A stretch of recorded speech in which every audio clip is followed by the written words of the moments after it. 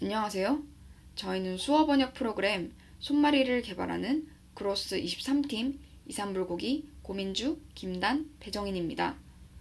우선 저희 프로그램에 대해 간단하게 설명드리겠습니다. 먼저 손마리가 무엇일까요? 수어의 한글은 손말입니다. 저희는 수어 번역 플랫폼을 만들어 수어에 대해 쉽게 다가갈 수 있도록 하기 위해 손마리라고 정했고, 수어 동작을 실시간으로 문자 언어로 번역해주는 프로그램을 개발해 보았습니다. 저희는 왜 손마리를 개발해 보았을까요? 농인분들은 수어에 대한 사람들의 인식 부족과 관련 서비스 부족으로 기본적인 특히 의료권을 보장받기가 어려운 현실입니다. 의료 수화 통역사가 존재하긴 하지만 이는 보편화가 되지 않아 농인분들이 의료 서비스를 제공받을 때 실질적인 도움을 주지는 못하고 있다고 합니다. 이 부분에서 수어 통역 시스템의 필요성을 느끼고 이를 개발하기로 했습니다. 기존의 관련 프로그램을 찾아보면 무엇보다 수어 통역 프로그램 자체가 많지 않은 데다가 이미지 상태의 정적인 수어만을 번역하거나 기역, 니은, 디귿과 같은 잠호음을 뜻하는 지화 이미지에 대한 번역만을 제공하기 때문에 실생활에서 사용하기에는 제한적입니다. 따라서 저희는 연속적인 수어 동작을 인식하고 이를 문자 언어로 번역하는 프로그램을 개발하는 것을 목표로 삼았습니다. 지금부터 손마리 개발 프로세스를 알려드리겠습니다.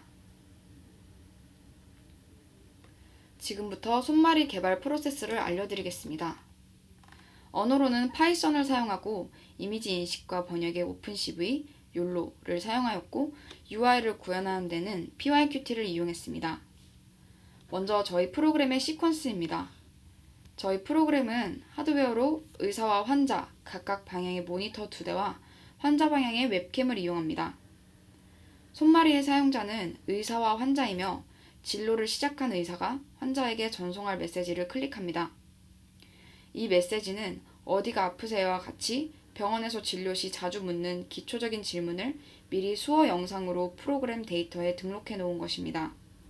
그러면 이 수어 영상이 환자의 모니터에 출력이 됩니다.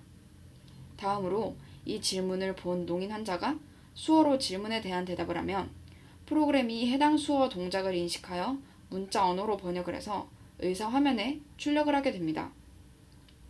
이 과정이 반복적으로 수행되는 것입니다. 의사가 프로그램 종료를 클릭하면 창이 종료되고 프로그램이 종료됩니다. 자세한 영상은 후 시연 영상에서 보시겠습니다. 그럼 구현에 있어서 자세한 순서를 알려드리겠습니다. 번역을 하기 위한 가장 첫 번째 단계로 데이터를 수집하는 과정에서 오픈된 수어 데이터 소스를 찾기가 쉽지 않다는 점을 알게 되었습니다. 따라서 응급 상황이라는 설정 아래에 가정한 시나리오를 두고 우선적으로 필요한 단어를 지정했습니다. 총 단어 클래스는 기본적인 대답, 예, 아니오부터 쓰러지다, 감기, 콧물 등 구체적인 증상을 얘기할 수 있는 정도를 포함하여 약 10가지 정도로 정했고, 한 수어 동작당 300장 정도를 수집하여 총 5,400개의 데이터셋을 직접 촬영하고 전체 사진에서 손 동작과 손의 위치를 보여주는 신체 부위를 포함한 범위만 따로 라벨링하였습니다. 또 수어는 정적인 동작이 아니라 연결된 동적인 동작이기 때문에 각 연결 동작별로 핵심 동작을 정해 클래스를 추가하여 구분하였습니다. 라벨링한 데이터를 활용하여 욜로로 트레이닝을 시켰습니다. 저희가 욜로를 선택한 이유에 대해서 말씀드리겠습니다. RNN과 CNN의 결합으로 동적인 영상에 대한 실시간 번역을 구현하는 경우 속도가 느리거나 실시간이 아니라는 한계가 있었습니다. 빠른 속도를 내면서도 영상을 번역할 순 없을까? 라는 고민을 하게 되었고, 그 과정에서 빠른 속도로 실시간 객체 탐지를 제공하는 욜로를 찾게 되었습니다. 욜로는 변형된 RCNN 구조를 가지고 있습니다. RCNN은 선택적 탐색 알고리즘으로 입력값으로 주어지는 하나의 이미지를 CNN을 통과하는 2000개의 서브 이미지로 추출하는 구조입니다. 그러나 욜로는 이와 달리 CNN을 단 한 번만 통과시킵니다. 결과로 각 객체의 바운딩 박스와 해당 객체가 무엇인지에 대해 분류 확률을 출력합니다. 최종적으로는 이 값을 non-max separation을 통해 리전을 결정합니다. 위의 그림에서 전체 욜로 네트워크 구조도를 보시겠습니다. 쉽게 나누어 보자면 클래스 데이터셋을 사전에 학습한 결과를 파인 튜닝한 리트레인드 네트워크. 구글넷 기법을 응용하여 연산량을 감소시키면서 층은 깊게 쌓는 리덕션 레이어, 그리고 프리트레인드 네트워크에서 학습한 피처를 이용하여 클래스 프로버빌리티와 바운딩 박스를 학습, 그리고 예측하는 네트워크로 구성되어 있습니다. 객체 탐지에 있어서 높은 성능을 보이기도 하고, 특히 실시간 탐지를 요구하는 어플리케이션의 활용도가 좋아 사용하게 되었습니다. 트레이닝 후 나오는 가중치 값을 이용해서 실시간 카메라와 함께 띄우면 데이터와 비슷한 손동작을 인식해 바운딩 박스가 뜨게 되고 클래스 이름이 출력됩니다. 결과적으로 카메라에 쓰러지다 1 그리고 쓰러지다 2가 인식이 되면 쓰러지다가 출력이 됩니다. 트레이닝 할 때마다 나오는 웨이트 값들을 이용해 데이터를 추가해서 재트레이닝 하면서 정확도를 올렸습니다. 트레이닝 결과 정확도입니다. 트레이닝 셋과 테스트 셋을 9대1로 나누어 검증을 진행했는데요. 36,000번의 트레이닝으로 테스트 셋에 대한 정확도가 100%가 출력되는 것을 볼 수 있습니다.